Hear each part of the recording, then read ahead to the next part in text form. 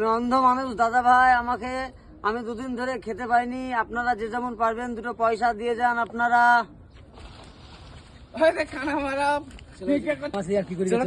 মজা করি ছেলে চলো মজা করি।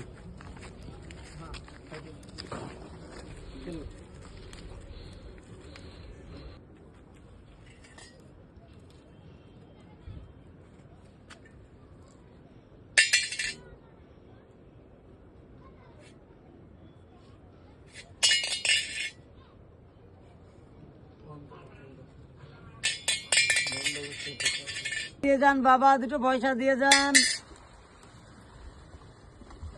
আপনার দোয়া করি আপনাকে, আপনি যেন আমাকে দু পয়সা আমি দুদিন খেতে পাইনি, আমাকে ভিক্ষা দিয়েছেন খুব।